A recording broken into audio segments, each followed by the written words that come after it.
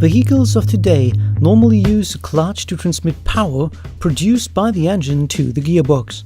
The vast majority of cars and motorcycles rely on dry friction clutches, which will be explained in this animation.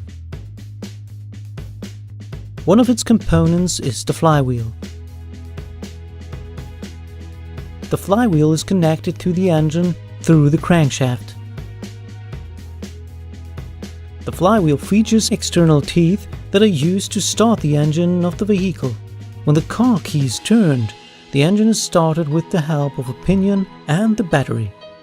After a small amount of time, the engine runs on fuel.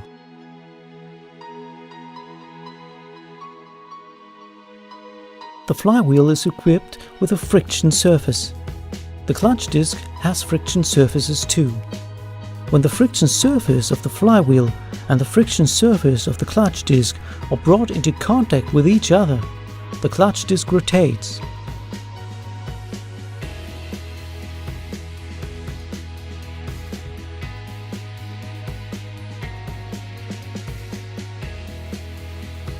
The clutch disc is made of several components, of which the important ones are the hub, which is riveted to the disc with a cover plate, and the friction material installed on both sides. In the past, friction material was made of asbestos and other harmful substances.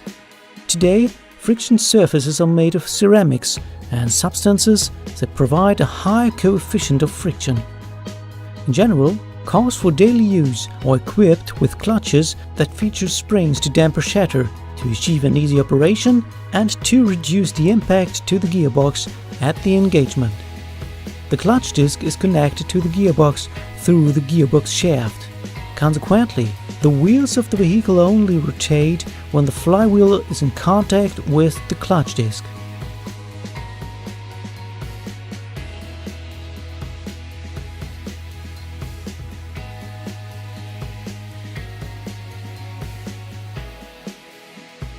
The pressure plate is needed for engaging and disengaging the clutch disc. The pressure plate is riveted to the flywheel. As a result, the pressure plate rotates when the flywheel rotates. Let's take a closer look in order to see what happens in this important component. A clutch release bearing is positioned in front of a diaphragm spring.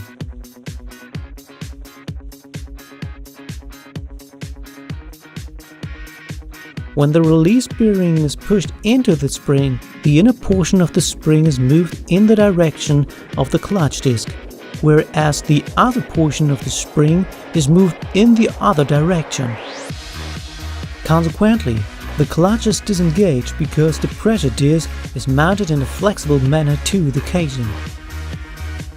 So, the clutch disc can be locked between the flywheel and the pressure plate when the release bearing is released, and it can be released when the bearing is pushed into the diaphragm spring.